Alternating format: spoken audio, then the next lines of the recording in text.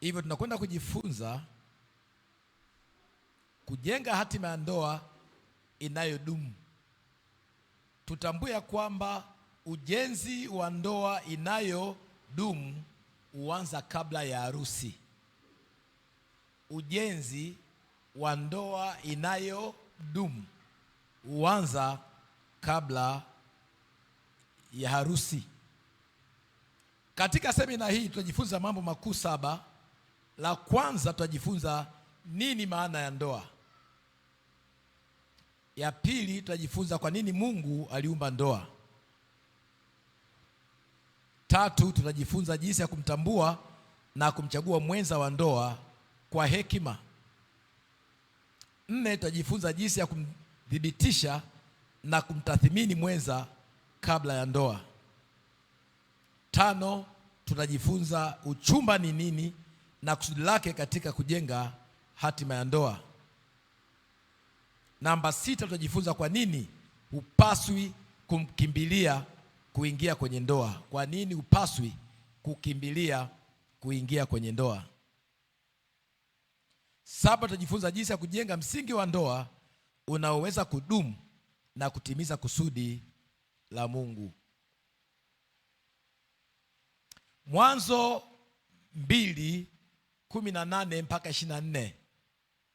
Tunajifunza kutoka Mwanzo 2:18 ya kwamba Mungu akasema, si vizuri mwanamume awe peke yake, nitamfanyia msaidizi wa kufanana naye. Biblia inasema na Mungu akamlaza Adam. Anasema kutoka kwenye ubavu wake akamtoa mwanamke. Anasema akamleta kwa Adam. Na Adam alipofungua macho akasema, huyu ni ubavu wa ubavu wangu, ni nyama ya nyama yangu. Kuanzia leo ataitwa mwanamke. Biblia inasema na mwanamume atamwacha baba yake na mama yake, naye ataambatana na mkewe, nao watakuwa ni mwili mmoja. Hivyo tunajifunza ya kwamba kwa tafsiri ya kimaandiko, ndoa ni uhusiano wa agano uliowekwa na Mungu kati ya mwanamume na mwanamke kwa ajili namba 1 ya ushirika, namba 2 kwa ajili ya ubia, namba 3 kwa ajili ya kuwa na matunda, namba 4 kwa ajili ya kutimiliza kusudi la kimungu. Ndoa ni uhusiano wa agano. Ndoa sio ahadi. Ndoa ni agano. Wengi huwa wakati wa kufungishwa ndoa huwa wanaweka ahadi. Nitakupenda siku zote za maisha yangu, nitakuwa na wewe katika shida na raha mpaka kufa. Lakini ni wangapi ambao kweli kile ambacho wanakisema huwa wanakiishi? Ndoa nyingi huwa zina migogoro mingi. Ndoa nyingi huwa hazina amani, hazina furaha. Ndoa nyingi huwa ni mzigo. Na ndoa nyingi huwa zinaishia kuachana kabla ya. Hii ni kwa sababu watu wengi hawajui kwamba ndoa ni agano. Ndoa si ahadi. Malaki 2:14, lakini yeye ni mwenzako na mke wa agano lako. Sasa tabia ya agano ni kwamba agano la Mungu halivunjiki. Namna gani unaweza ukaingia kwenye ndoa isiyovunjika? Tutambue ya kwamba ndoa ni zaidi ya sherehe ya harusi. Ndoa ni zaidi ya hisia za kimapenzi. Ndoa ni zaidi ya mvuto wa kingono. Ndoa ni zaidi ya kuishi pamoja. Ndoa ni zaidi ya kuwa na watoto. Ndoa ni zaidi ya usalama wa kifedha. Harusi ni tukio, lakini ndoa ni agano na uhusiano wa maisha yote. Tutambue ya kwamba Mungu aliumba ndoa, namba 1, kwa ajili ya kutawala. Si vizuri mwanamume awe peke yake, nitamfanyia msaidizi. Msaidizi wa nini? Mwanzo 1:26, tumfanye mwanamume, tumfanye mtu kwa sura na mfano, ili aende akatawale, ili aende akaongoze, ili aende akamiliki. Kusudi la Mungu kwa ajili ya ndoa ni kumiliki, ni kutawala. Ndoa imetengenezwa na Mungu kama nyenzo ya Mungu kutawala ulimwengu kupitia mwanamke na mwanaume. Haleluya. Hili ndio kusudi kuu la Mungu.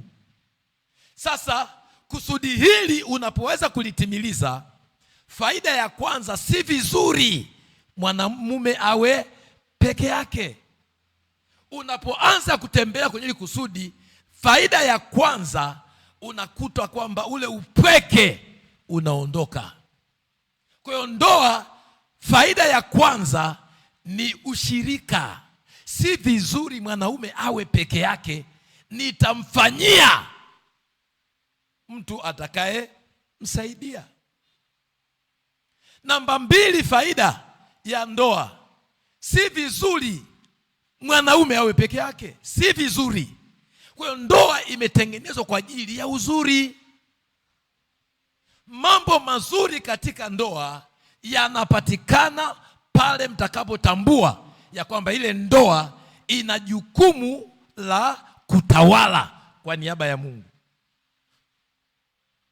Heri wawili kuliko mmoja. Mhubiri 4:9. Mnapotembea kwenye agano la kutawala na kumiliki, mnatoka kwenye uzuri, mnakwenda kwenye heri. Mmoja atafukuza 1000, wawili watafukuza 10,000. Faida ya 3 ya ndoa. Mtu mmoja ana uwezo wa kushiriki na mapepo, kuyashirikia mapepo 1000. Watu wawili wanapokuja pamoja, ile nguvu inaongezeka mara 10. Mnakuwa na uwezo wa kufukuza mapepo 10,000. Kwa hiyo hakuna shida mwanamume na mwanamke ambao wana umoja katika jukumu la kimungu ambayo hawataweza kuishughulikia.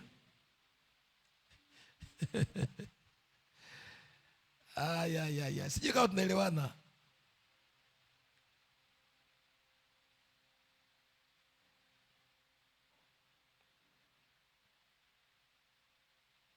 Hivyo tutambue ya kwamba ndoa ni moja ya taasisi ambayo ni muhimu kuliko taasisi zote zile. Kupitia ndoa tunajenga familia, kupitia familia tunajenga jamii, kupitia jamii tunajenga taifa, kupitia taifa tunajenga bara, kupitia mabara tunajenga ulimwengu. Kwa vitu vyote vizuri katika dunia hii ya leo vimetoka kwenye taasisi ya nini? Ya ndoa. Watu ambao wameugeuza ulimwengu juu chini wamezaliwa na mwanamke na mwanaume kupitia ndoa. Wakina Daniel, wakina Yusufu, wakina Yesu, wakina Musa, wakina Petro ambao tunawakumbuka leo ni watu ambao ni matunda ya ndoa. Vivyo hivyo watu wabaya ambao wameupindua ulimwengu juu chini negatively kwa njia ambayo ni hasi, wametoka kwenye nini? Kwenye ndoa. Osama bin Laden ni matokeo ya ndoa. Herode na Farao ni matokeo ya ndoa. Kwa hiyo ndoa yako ama itakuwa ni taasisi ya kufyatua watu ambao watajenga familia, watajenga jamii, watajenga taasisi, watajenga taifa, watajenga bara, watajenga ulimwengu. Ama itatoa watu ambao watakuwa ni ohehae, watu ambao ni vyombo kwenye mkono wa Ibilisi. Uchaguzi wa aina gani ya ndoa uliokuwa nayo ni wa kwako. Ni wa nani? Ni wa kwako. Tutambue ya kwamba ndoa si taasisi ya kidini, si taasisi ya kijamii, si taasisi ya kitamaduni. Ndoa ni taasisi ya kiroho. Muasisi wa ndoa ni Mungu. Si vizuri mwanadamu awe peke yake, nitamfanyia msaidizi. Kwa hiyo ndoa ni wazo la Mungu. Huwezi ukaendesha ndoa kidini, kitamaduni, kiserikali, kisayansi, kisheria ukatoboa. Unahitaji kuzitambua kanuni za kimungu na kuzifanyia kazi. Mwanzo 2:18 mpaka 24. Ndoa ni taasisi ya kiroho.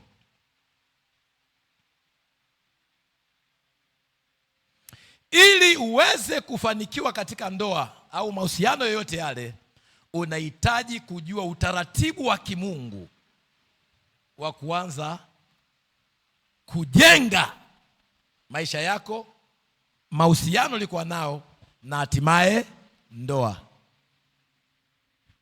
Wengi leo tuna matatizo mengi kwa sababu tumeingia kwenye ndoa kupitia utamaduni, mila, desturi, elimu, sayansi na dini. Adui mkubwa sana wa ndoa leo ni dini. Ni dini.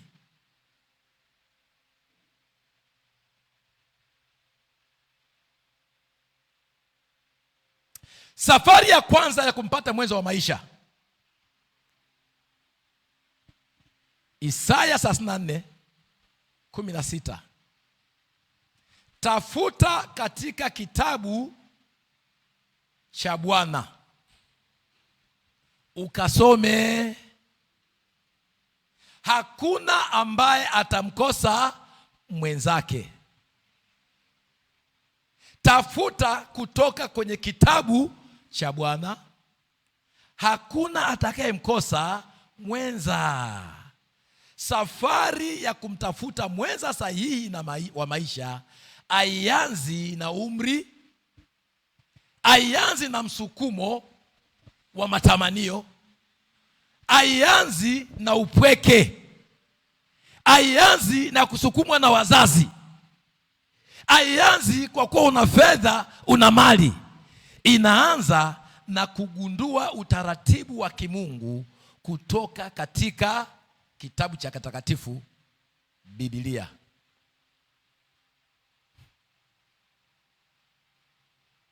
Hivyo kibibilia ni jinsi gani ya kumpata mwenza wa maisha.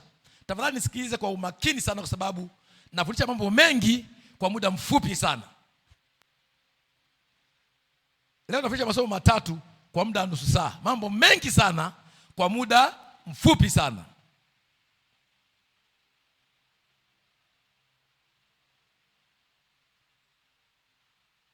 Ni jinsi gani unaweza ukampata mwenza sahihi wa maisha. Watu wengi wanaanzia pabaya. Wanauliza, ni nani nimuoe au niolewe na nani? Swali la msingi la kujiuliza ni wewe ni nani? Safari ya kumpata mwenza sahihi wa maisha inaanza na kujigundua kwanza wewe. Inaanza na kujigundua wewe ni nani. Yesu anasema, watu wanasema mimi ni nani?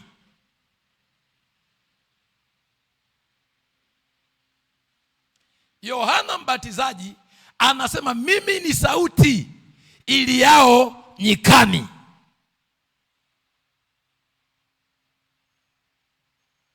Kabla hujampata mwenza sahihi wa maisha, kwanza wewe inabidi uwe ni mtu sahihi. Huwa nawaambia watu kwamba ukianza safari ya kumtafuta mwenza sahihi wa maisha, na kweli unaweza kumpata mtu ambaye ni sahihi, lakini wewe kama sio sahihi, wewe ndio utakuwa ni sababu ya hiyo ndoa au uhusiano kufa. Kwa hiyo haianzi na kumtafuta mtu ambaye ni sahihi, inaanza na wewe kwanza kujitengeneza kuwa ni mtu sahihi. Huwezi ukawa paka unatafuta mwanamke mzuri mwanadamu wa kuoa. Hapana. Ukitaka kuolewa na mwanadamu, kwanza asili yako wewe iwe ni mwanadamu. Huwezi ukatafuta mtu mzuri wakati wewe ni mbaya. Haleluya. Mtu mbaya na mtu mzuri, hatima ni nini? Kusambaratika. Kwa hiyo kumtafuta mwenza sahihi wa maisha inaanza na kujigundua kwanza wewe mwenyewe binafsi, alafu kujishughulikia, kujipangilia kuwa mtu sahihi. Usianze na mtu, anza na wewe. Safari haianzi na mtu. Sikiliza, hii ufunguo si tu kwa wale ambao wanatafuta mwenza sahihi wa maisha. Hata wewe ambaye uko kwenye ndoa, haianzi na kumng'ang'ania huyo mwenza, inaanza na wewe mwenyewe kujitengeneza, kujipangilia kuwa ni mtu ambaye ni sahihi kwa huyo mwenza ambaye unamnyoshea kidole. Biblia inatuambia ukitaka kutoa kibanzi kwa mwenzako, toa nini? Boriti kwako kwanza. Unapomnyoshea mtu kidole kwamba wewe ndio sababu, vidole vitatu vinarudi kwako, kimoja kinakwenda kwa huyo mtu. Vidole vitatu dhidi ya kimoja. Kwa hiyo Biblia inataka kwanza uanze kushughulika na nani? Na wewe mwenyewe binafsi.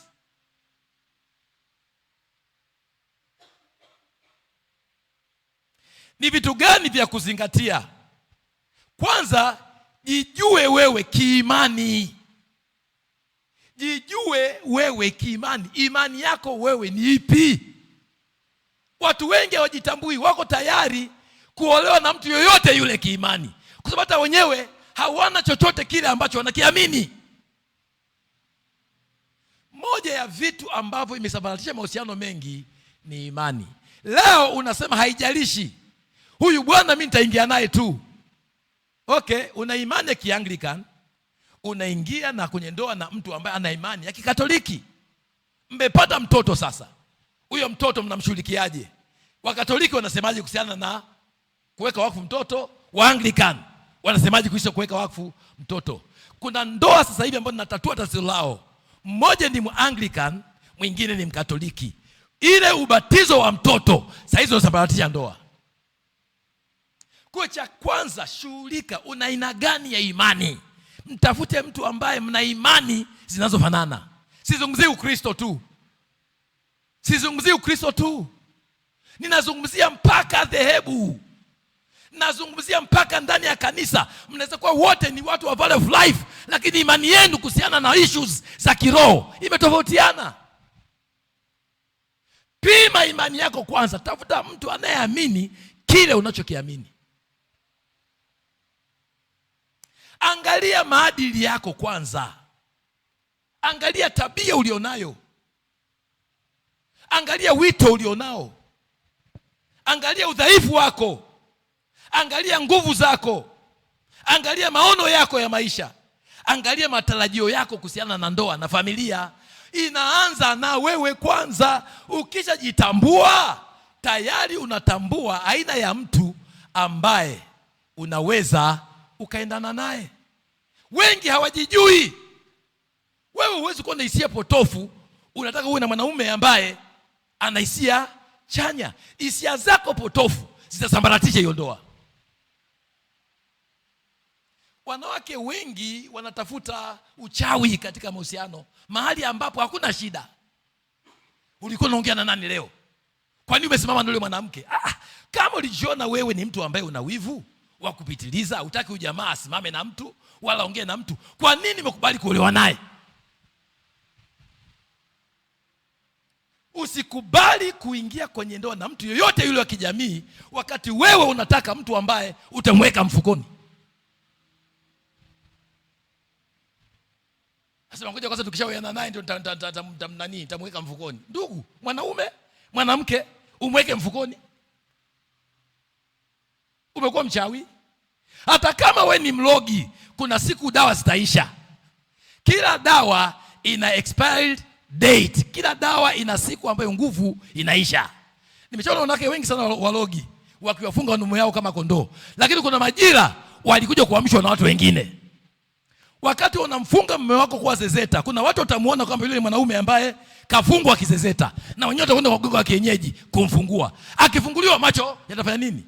Yanafunguka. Yakifunguka anajua wewe ni mchawi. Hatimaye atakwenda kwa yule ambaye alimfungua. Kwa hiyo safari inaanza na wewe mwenyewe binafsi.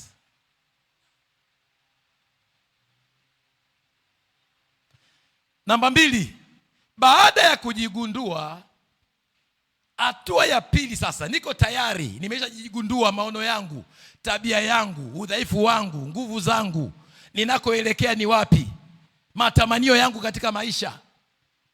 Ya pili, tafuta uso wa Mungu. Mithali 3:5-6. Mtumaini Bwana kwa moyo wako wote, wala usitegemee akili zako mwenyewe. Unapoanza safari ya kutafuta mwenza wa maisha, ingawa unayo matamanio yako, sio mbaya kuwa na matamanio ya aina ya mtu unayemtaka, lakini hayo matamanio yapeleke mbele za Bwana. Hayo matamanio yapeleke mbele za Bwana. Usiongozwe na uzuri wa sura au urembo au pesa au mvuto mkubwa, au kwa kuwa mna chemistry kubwa, au kwa kuwa nyinyi ni marafiki wa siku nyingi, au kwa sababu ya upweke.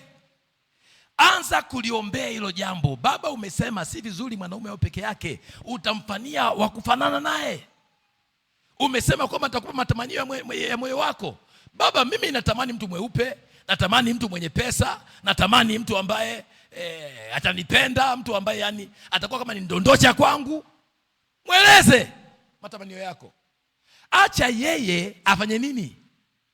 Akujibu, akuelekeze. Mungu hayuko kinyume na matamanio yako. Mungu yuko kinyume wewe kuongozwa na matamanio. Hatua za mwenye haki uongozwa na Bwana. Acha Mungu akuongoze. Hawezi kukuongoza usipomshirikisha.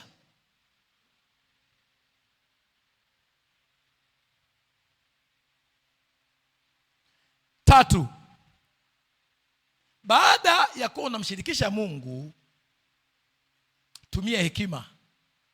Tumia nini? Hekima. 3, tafuta tabia kabla ya mvuto. Mvuto ni muhimu, lakini tabia ni muhimu zaidi. Tafuta mtu ambaye ni mwaminifu. Tafuta mtu ambaye ni mnyenyekevu. Tafuta mtu ambaye anawajibika. Tafuta mtu ambaye anajitawala. Tafuta mtu ambaye ni mwema, mtu ambaye anaheshima, mtu ambaye anafundishika, mtu ambaye ana moyo wa Mungu. Mithali 31:30, Biblia inasema uzuri ni ubatili, bali mwanamke amchaye Bwana ndiye atakayesifiwa. Uzuri ni ubatili. Acha uzuri ukufanye umwendee kumtongoza. Lakini baada ya kumtongoza sababu ya uzuri, anza kumchunguza. Je, anafaa? Je, anafaa? Usioe rangi, usioe sura, usioe pesa. Pesa zinakuja, pesa zinaenda. Uzuri leo upo, uzuri kesho unapotea. Kama unataka kujua kwamba uzuri unapotea, angalia watu wenye umri wa miaka 70. Angalia watu wenye umri wa miaka 70. Kama unataka kujua umbo vile vile linapotea, angalia watu waliozaa. Angalia watu waliozaa.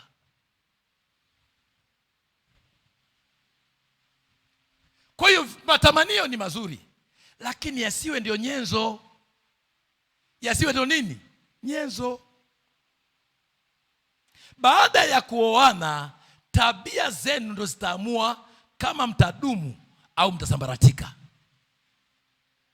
Wala usidanganyike, mazungumzo mabaya, tabia mbaya huharibu. So angalia tabia. Namba 3, Namba 4. Namba 4, tafuta uwezo wa kutembea pamoja. Tafuta uwezo wa kutembea pamoja. Wawili hawawezi kutembea pamoja isipokuwa wamekubaliana. Amosi 3:3. Anza kuchunguza mambo ambayo mnafanana, mambo ambayo mnashabihiana. Angalia imani yenu ikoje. Angalia familia zenu zikoje. Je, familia zenu zinakubaliana? Angalia watoto. Je, mnakubaliana? Huyu anataka watoto 5, huyu anataka watoto 12. Kitakachosambaratisha hiyo ndoa ni watoto. Kuna ndoa zimeharibiwa kwa sababu mwanamke ameleta watoto wa kike. Ninamfahamu mtu ambaye mume wake alimwambia, utakapozaa mtoto wa kiume, huyo ni nani? Huyo ni wa kwako. Mwanaume tayari kabla hajaingia kwenye ndoa alikuwa na mtoto wa kiume, kwa hiyo ana matamanio mtoto wa kike. Huyu mwanamke naye akawa na hekima ya kutosha kuingia kwenye ndoa na aina hiyo ya nani? Ya mwanaume. Yeye ameshakwambia kwamba ukizaa mtoto wa kiume ni wa nani? Huyo ni wa kwako. Wakaingia kwenye ndoa, alizaliwa mtoto ni nani? Wa kiume. Meka kimbia. Kaeni chini muongee. Nilikaa chini na mke wangu tukaongea, watoto wangapi? 2. Tukakubaliana. Haleluya. Walipofika 2 tukawa tumetosha. Lakini Mungu akataka kutusaidia, akatupatia 3. Ndio maana tumemwita divine au godliness. Yaani ni wa Mungu huyo. Ni wa nani? Ni wa Mungu. Angalieni masuala ya kifedha. Mnashadiana. Angalieni kazi. Angalieni huduma. Kuna watu wasema, na mimi sitaki kuolewa na mchungaji. Mimi sitaki kuoa mwanamke ambaye ni mdini, mlokole, muombi. Sitaki mwanamke muombi. Nataka tu mwanamke ambaye ataenda kanisani, akitoka sitaki makelele nyumbani. Mke wangu tafadhali niandalie kesho msosi, nataka tu nani. Sasa baba, na maombi ya siku 6. Ndoa nyingi zinapatia matatizo kwa sababu mwanamke ameamua kuwa nini? Wa kiroho. Ndugu yangu, usianze na safari na mtu ambaye sio wa kiroho. Wewe sio Yesu. Wewe sio Yesu kwamba utaenda kumuokoa. Wewe mwenyewe umeshindwa kujiokoa. Damu yako haiwezi kuokoa hata nzi. Una aina gani ya maombi wewe ambaye unaweza kuokoa mtu? Ndoa sio taasisi ya kubadilisha mtu. Unasema nitambadilisha tu. How?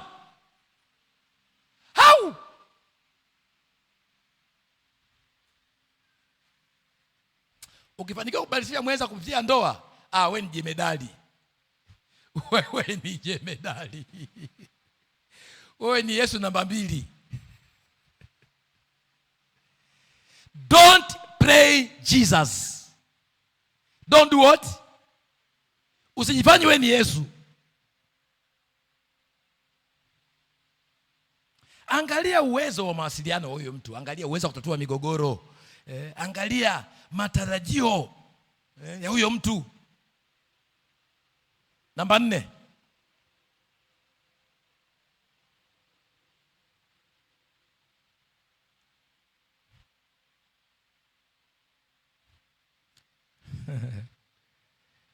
Namna ya kumpata niishie hapo.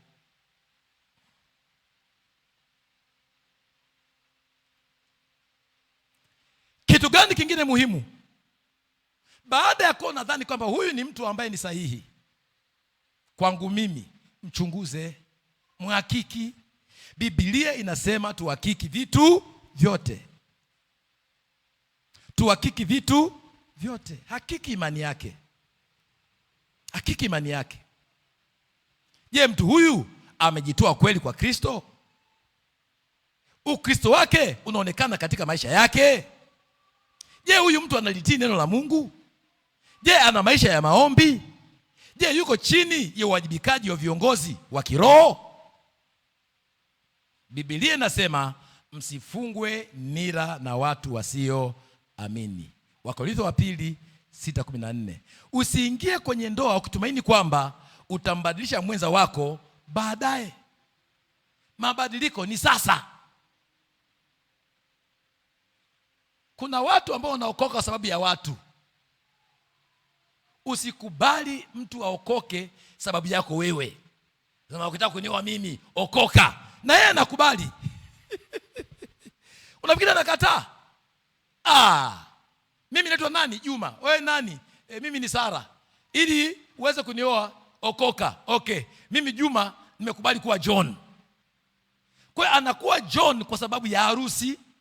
Baada ya harusi jina lake la Juma linarejeshwa. Usikubali mtu aokoke kwa sababu ya kwako. Wewe sio nani? Mungu. Tunaokoka kwa ajili ya Mungu, si kwa ajili ya watu.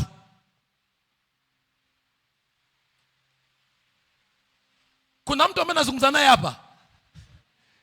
Watu ambao hawajaolewa, nyanyueni mikono juu.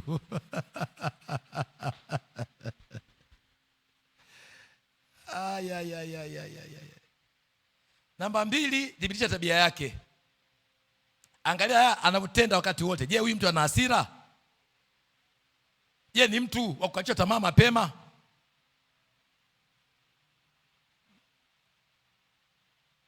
Je, ni mtu ambaye ana tamaa ya pesa? Ni mtu ambaye anarekebika?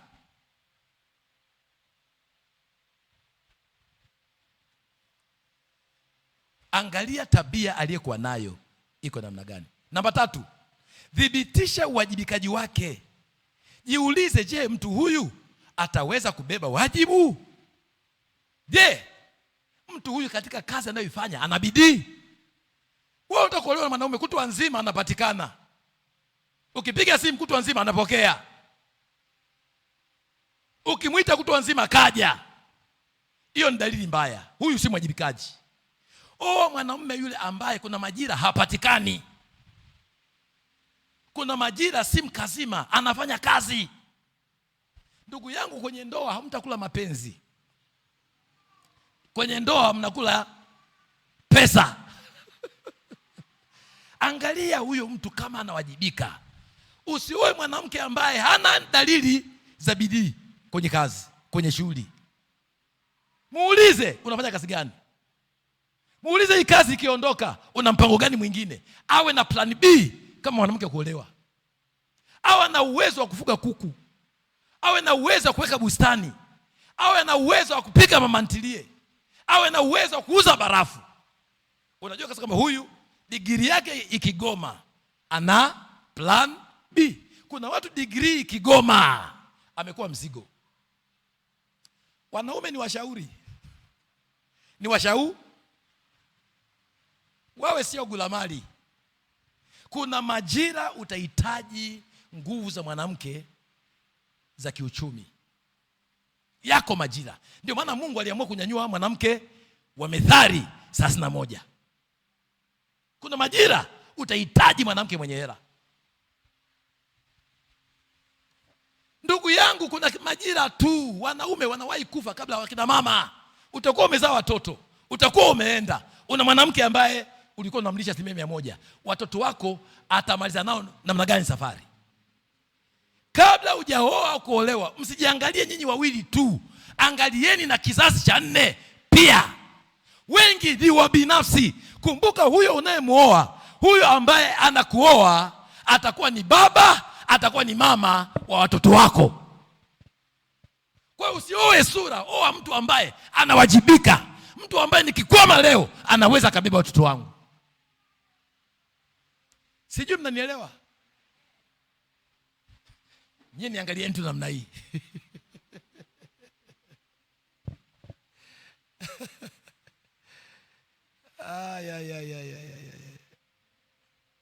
Namba 4, thibitisha mahusiano yake na watu wengine. Angalia, je, huyu mtu anawatii wazazi wake? Mtu yoyote yule ambaye hana utii wa wazazi, huyo sio wa kuoa au kuolewa naye. Mimi nawasikitikia sana wale wanaanza safari ya kuanza kukaa pamoja. Hiyo ni ishara moja mbaya sana. Safari ya kwanza, pateni kibali kwa wazazi. Pateni kibali kwa wazazi wa kiroho. Mtu yoyote yule ambaye anapiga chenga wazazi wa kiroho, wazazi wa damu na nyama, huyo mtu ni hatari. Kama mzazi wake kampiga chenga, kuwa na uhakika na wewe utapigwa chenga. Angalia huyu mtu ana msimamo gani kuhusiana na dada zake na wanawake. Hiyo itakwambia kwamba wewe sio maalum sana. Mtu ambaye anamdharau mama au ana sentensi za kudharau wanawake, wewe vile vile ni mwanamke. Kwa hiyo huyo anakuambia kwamba kule mnakokwenda kuna issues. Angalia huyo mdada ana msimamo gani kuhusiana na baba yake. Mdada yoyote yule ambaye hana muunganiko na baba, ndugu yangu, usidhani atakuwa na muunganiko na wewe. Mwanamke ambaye ni celebrity wa baba yake, kama baba yake anamfurahia huyo binti, wewe kama mwanaume utamfurahia. Hivyo angalia huyu mtu ana mahusiano gani na watu, marafiki aliyekuwa nao, wanafunzi wenzake alikuwa anaishi nao namna gani, wafanyakazi wenzake alikuwa anaishi namna gani. Kuna watu ambao hawana uvumilivu, kitu kidogo ka react. Kama ana react kwa watu wengine, usidhani wewe ni maalum. Reaction ile ile aliyekuwa nayo kwa watu wengine atakuwa nayo kwa nani? Amekasirishwa na rafiki yake, amechukua kisu, anamfukuza rafiki. Unafikiri wewe utapona? Si kumkasirisha kama mke? Tabia ya mtu huwa haibadilishwi na mazingira. Ukiwa mvuta bangi Mombasa, ukija Dar es Salaam utavuta bangi. Hivyo nenda uuliza marafiki zake, huyu ninayetaka kuwa naye ni nani? Tabia yake ni ipi? Kama mtu amewahi kuwa humanizer, usifikiri wokovu utamuokoa. Ndugu zangu, hizi tabia nilizo nazo huwa zinajengwa hata kama jiokoka. Huwa zinajengwa. Siku ambayo utamkatisha tamaa huyu jamaa, kila mtu anayeanguka huanguka kwenye dhambi aliyekuwa anaifanya zamani. Kila anayeanguka huwa hatujifunzi dhambi mpya. Mimi siku utakayoanguka utakuta nafuta sigara. Hiyo ndio ilikuwa dhambi yangu. Ukiambia uje mambo nataka kuvamia benki, usiamini. Sina capacity ya kwenda kuiba benki. Tunaelewana? Kwa hiyo chunguza huyu mtu. Chunguza huyu mtu.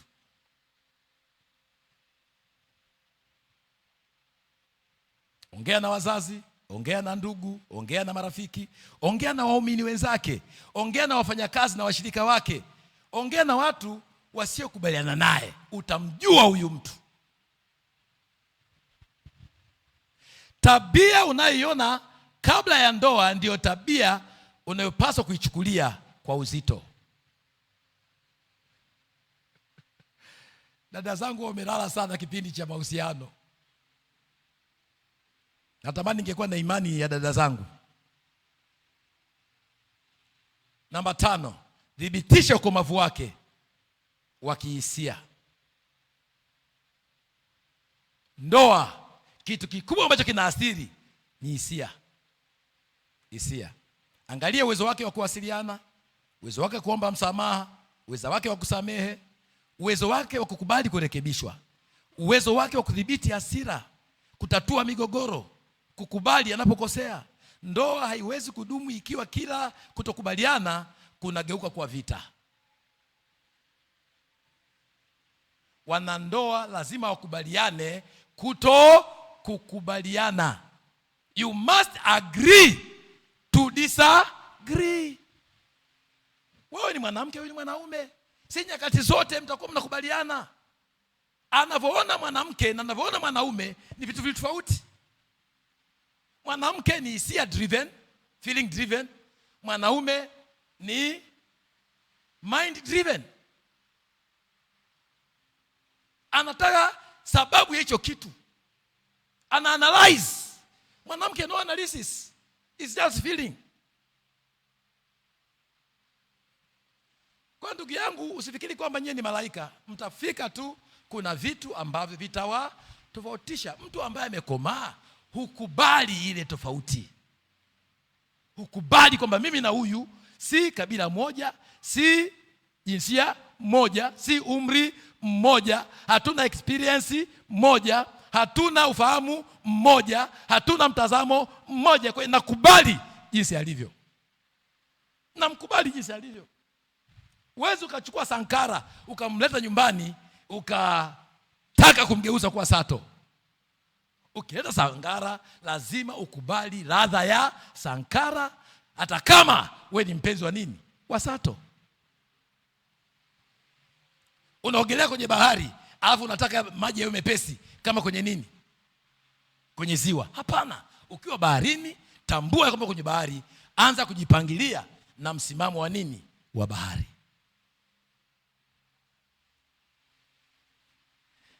Bwana Yesu asifiwe. Bwana Yesu asifiwe sana. Leo nijifunze kuwa mlokole na mimi. Sijawahi kuhubiri nikasema Bwana Yesu asifiwe.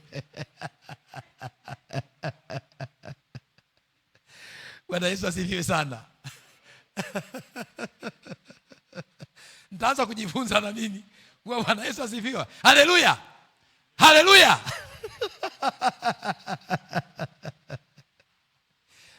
Namba 6, thibitisha maono yake. Kila mtu huendeshwa na kile anachokiona. Kila mtu husukumwa na kile ambacho anakiona. Thibitisha kusudi aliyekuwa nalo. Ndugu yangu, kila mtu anauelekea anauelekea. Kuna mtu umeolewa na Mkongo. Mkongo, nikupe siri ya Wakongo. Wakongo hawatulii mpaka wamefika Ufaransa. Wakongo hawatulii mpaka wamefika Ulaya. Ni watu ambao kwenye movement.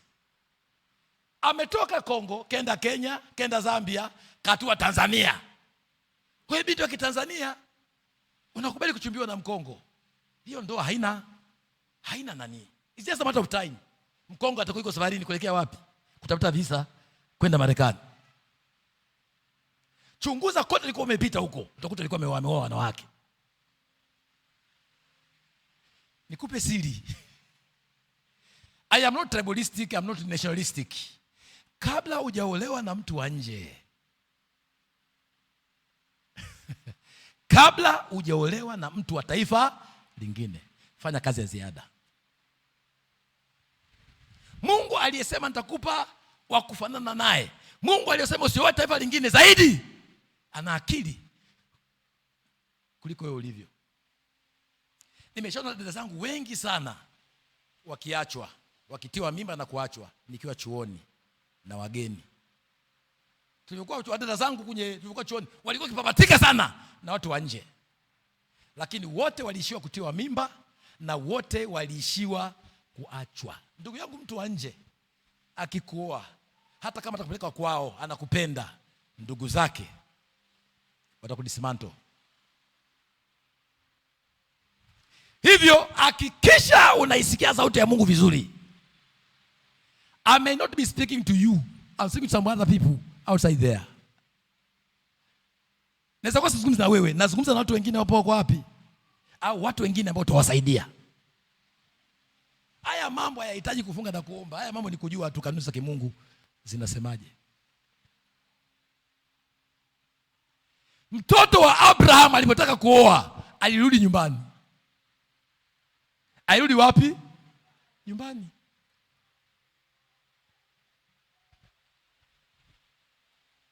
Namba 7, usipuuze ishara hatarishi. Usipuuze ishara hatarishi. Ukiona tabia hizi, usifikirie mara mbili. Namba 1, uongo wa kudumu. Namba 2, udanganyifu.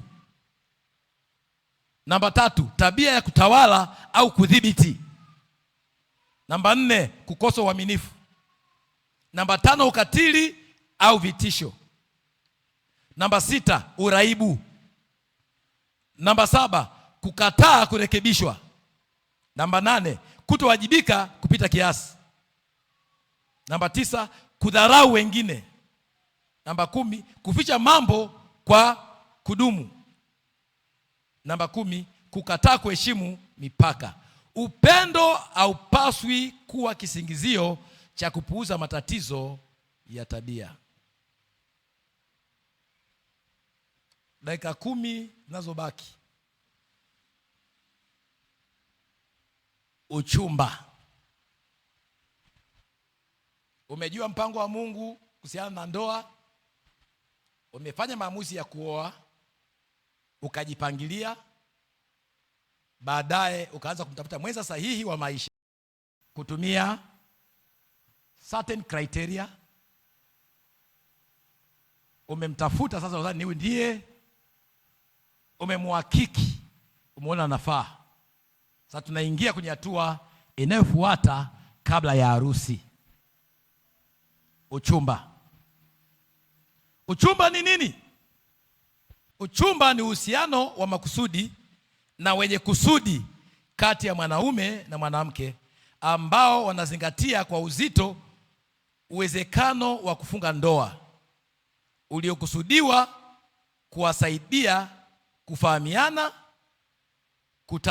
kutathminiana na kujiandaa kabla ya kuingia katika agano la ndoa.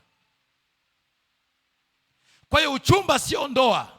Uchumba ni kipindi cha maandalizi, ni kipindi cha kujuana, ni kipindi cha kuchunguzana, ni kipindi cha kurekebishana, ni kipindi cha kutambulishana. Tunaelewana? Unajiandaa kiroho, unajiandaa kisaikolojia, unaandaa kiuchumi, unajiandaa kijamii.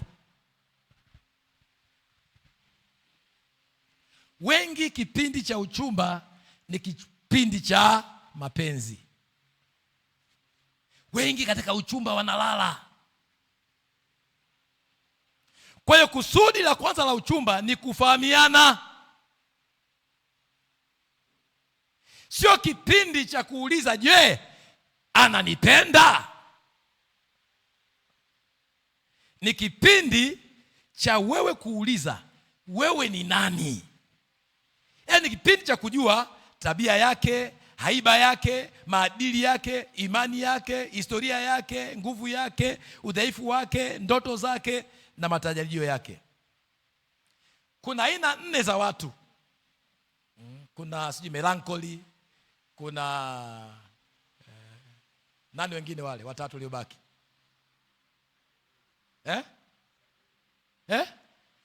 Sanguine. Mwingine? Wako 4. Siku moja nitakuletea Biblia niwafundishe aina 4 za watu. Mungu amemtengeneza kila mtu kwa ajili ya kusudi. Tabia ya mtu inaendana na kusudi alilokuwa nalo. Kuna watu wana excess ujasiri. Ndugu yangu, usiwae na mtu ambaye mjengo wake ni tofauti kabisa na wewe. Kuna watu wana tabia za ukimya, hawataki kuzungumza sana. Kuna watu wazungumza kama chiriku. Wewe unataka mtu ambaye mtakuwa ni kama chiriku nyumbani. Umeoa mtu ambaye ameinama. Ndugu yangu, itakuwa ni mzigo. Wako wale ambao ni chiriku, lakini wakija nyumbani uchiriku unapotea. Ukiwa ni mtu aina hiyo, olewa na mtu ambaye ni mpole. Kwa sababu faida yako wewe ambaye ni chiriku itakuwa ni kwa wageni. Wageni wakija, uchiriku wako unahitajika kumfunika huyu ambaye sio chiriku. Wageni wakienda, unamshukuru Mungu, unaendelea na shughuli zako za nini? Usimsumbue huyu bwana.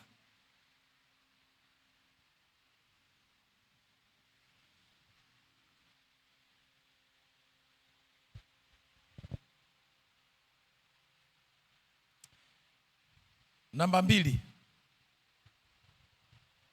Uchumba ni uweza wa kupima kama mnaweza mkaenda pamoja.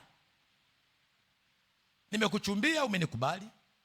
nimeona kama unanifaa, lakini sasa kweli wewe tunao tukafika? Tabia ya mtu haijulikani kwa siku mbili. Tabia ya mtu unahitaji muda. Muda hufukunyua tabia ya mtu. Baada ya kuwa umenizoea sasa, unaanza zile nini, guards ulikuwa umeziweka, ule ulinzi ulikuwa umefanya nini, umeweka taratibu, unaanza kufanya nini, kuachilia. Yule mtu halisi anaanza kuchomoza. Mara ya kwanza rafiki yangu ni kukulavishi tu, nakupenda sana, hamna kama wewe, wewe ni malaika. Nilipokuona bwana, moyo wangu mimi ulikuwa unalipuka. Hiyo nazidi kukuingiza kwenye 18.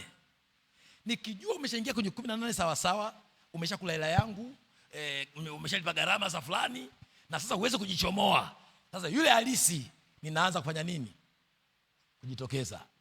Si umeshakula hela yangu, unakimbilia wapi? Nayo mamlaka kwako sasa. Na ndipo tunawaambia ukiwa kwenye uchumba, kama unakula hela, kula chips. Na wewe unaziandika, nilikula chips ya shilingi 2000. Nilikula chips ya shilingi 5000 tarehe fulani. Ili siku akisema bwana wewe nimekugharimikia, bwana hesabu zako mpaka sasa ni shilingi 1,250,000. Hiyo ndugu yangu, hata kwa mkopo unaweza kupata hiyo shilingi 250,000 ukajitoa nicho kifungo. Wewe umeshakula milioni 9 nyumbani kwenu. Baba yako mshahara aliyekuwa nao 50,000 ya ulinzi, ndugu yangu, unatoa wapi milioni 9 ya kulipa? Uwezo kujichomoa tena. Hiyo imekuwa ni ndoa ya Kikristo. Wengi wameshafunga ndoa kabla ya wapi? Kabla ya madhabahu. Usikubali kujiingiza kwenye kifungo.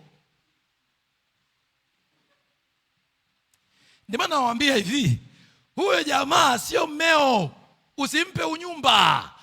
Moja ya vitu ambavyo tunafunga wadada ni unyumba. Sasa nimeshampa unyumba, ameshanijua vizuri, kwa siwezi nikamwacha. Inabidi uweze kuvumilia tu. Jiweke kwenye mazingira muda wowote ule, hata kama ni dakika moja kabla ya kufunga harusi. Unaweza kusema hapana. Jiweke kwenye mazingira mpaka unapopanda kwenye madhabahu. Yeye kashasemeshwa. Kashafanya nini? Kashakiri sehemu yake. Kipindi wewe ambacho unatakiwa ukiri, ghafla umegundua kitu fulani. Papo kwa papo, sababu subirini kwanza, subirini. Amekiri, tunaahirisha hii kitu. Tutarudi siku nyingine. Hebu ngoja kwanza nifuatilie hili swala. Kwa sababu Mungu hujaribu kukuokoa mpaka dakika ya mwisho. Mungu hujaribu kukuokoa mpaka dakika ya mwisho.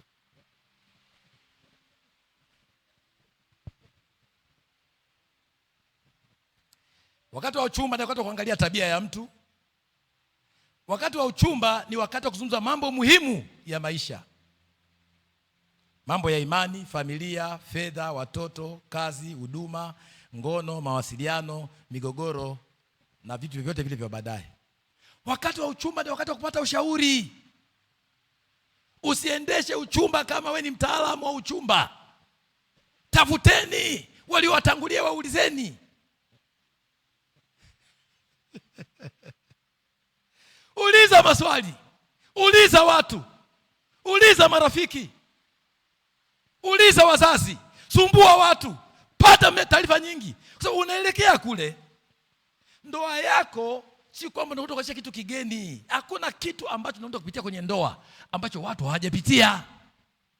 Anza kuuliza, bwana mimi na mchumba wa aina hii, tukiwa tunaishi fulani, mwitikio wako uko namna hii. Hebu nilikuwa nimekuja kwako kupata tu mawaidha. Sikiliza huyo anavyosema kuhusiana na aina hiyo ya mwitikio. Wengi wenu kipindi hicho ndo hamshauriki, kipindi hicho ndo masikio ndio pamba sasa zimewekwa kwenye nini? Kwenye masikio. Hutaki tena kusikia la mtu. Kukuchomoa hata wakileta greda hutoki. Alafu umeingia kwenye ndoa sasa, unatishia watu kuchomoka. Kabla ulikuwa unakataa kuchomoka. Sasa kipindi ambacho unataka kuchomoka ndio unatishia watu unataka kuchomoka. Acha kusumbua watu. Mwambie jirani yako, acha kusumbua watu. Huo muziki inabidi uucheze tu.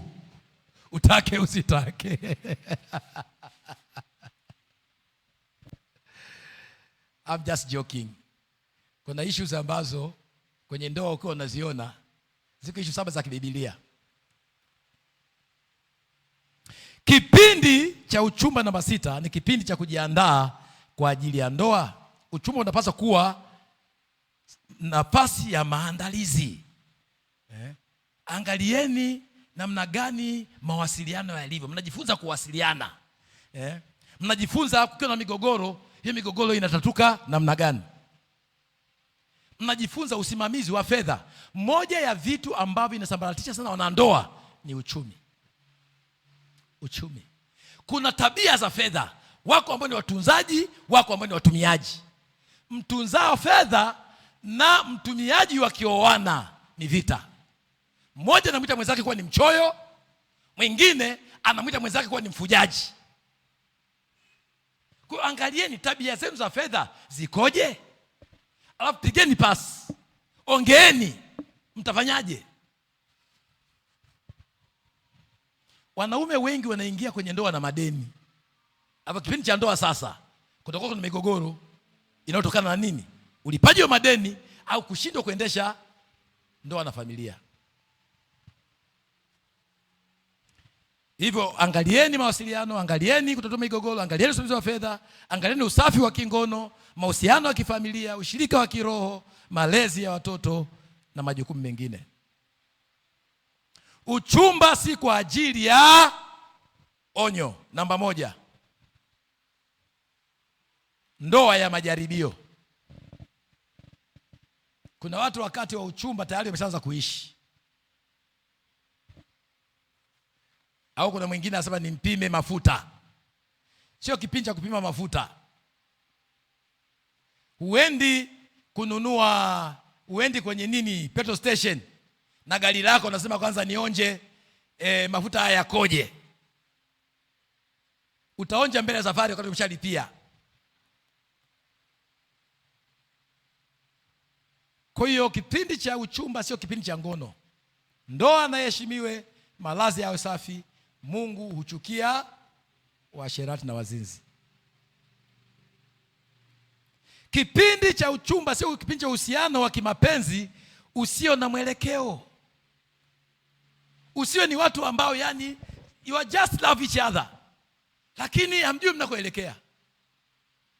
Mwanaume anapokuja kukutongoza, siku hiyo hiyo anayekutongoza akwambie tarehe ya kukuoa.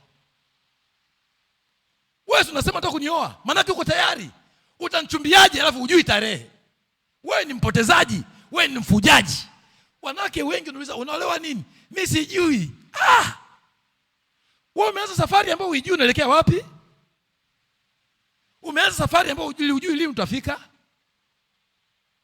Mwanaume yoyote yule ambaye hakwambii muda kukuoa hayuko tayari. Muda wowote ule analuka nje ya boti. Wewe nakupotezea muda. Mwanaume lazima akwambie bwana mimi nakuchumbia ndani ya miezi 3 na kuoa, ndani ya miezi 6 na kuoa, ndani ya miaka 2 na kuoa. Akupe sababu kwa nini nakuoa ndani ya miaka 2. Uipime, uone kama iko inaweza kuvumilia. Kuolewa sio bahati. Mwambie jirani yako kuolewa sio bahati.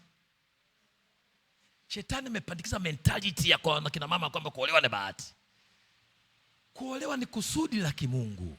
Mungu aliyekuumba amepanga wewe kuolewa. Usiache shetani na ibilisi yote yule akudanganye.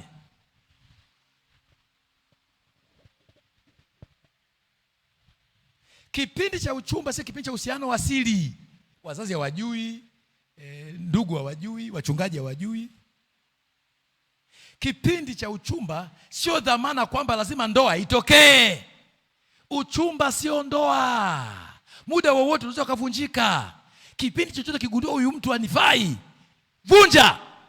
Heri kuvunja uchumba kuliko kuvunja ndoa. Ndoa ina gharama, ndoa ina maumivu.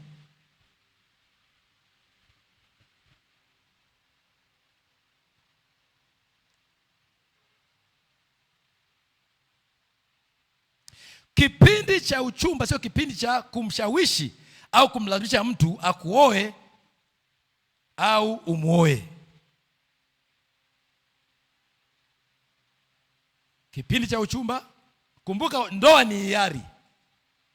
Kipindi cha uchumba ni kipindi ambacho sio mbadala wa maandalizi. Unahitaji sana kujiandaa. Hivyo unapomaliza mfumo wa kujenga hatima ya ndoa inayodumu, namba moja ni maandalizi. Mimi ni nani? Kwanza jitambue wewe, mjue Mungu, jijue mwenyewe, jua kusudi, jenga maadili yako. Namba mbili ni uchaguzi. Nani ananifaa? Tambua mtu ambaye anaweza kwenda pamoja nawe katika kusudi na hatima. Namba tatu, ugunduzi. Wewe ni nani? Mfahamu mtu huyo kwa undani. Namba nne, tathmini. Je, tunaweza kutembea pamoja? Pima tabia, pima imani, pima ukomavu, pima maono, pima ulinganifu. Namba tano, maandalizi ya ndoa. Je, tunajenga nini? Jifunze mawasiliano, fedha, migogoro, familia, huduma, malezi na majukumu. Sita, agano. Tutadumu pamoja? Baada ya tathmini yenye hekima, ushauri na maandalizi, ingia katika ndoa kwa makusudi. Hivyo tutambue ya kwamba unahitaji moyo kumpenda mwenza wako, lakini unahitaji akili kufanya uchaguzi ulio sahihi. Akili inahitajika zaidi kuliko moyo. Akili inahitajika zaidi kuliko moyo. Hivyo mambo matatu ya kukumbuka: namba moja, mvuto; namba mbili, chunguza; namba tatu, tathmini; namba nne, jenga; namba tano, dumisha. Tusimame. Baba, ninataka kujenga ndoa yenye kudumu. Ninaomba unisaidie kile ambacho nimepokea siku ya leo nikakifanyie kazi katika jina la Yesu Kristo. Nyanyua sauti yako sasa, anza kumwomba Mungu katika jina la Yesu. Kuna mambo ambayo nimeyapokea leo, Baba nisaidie nikayafanyie kazi katika jina la Yesu Kristo. Umenifunza leo namna ya kujiandaa ili kujenga ndoa inayodumu katika jina la Yesu Kristo, na wote tusemee amen.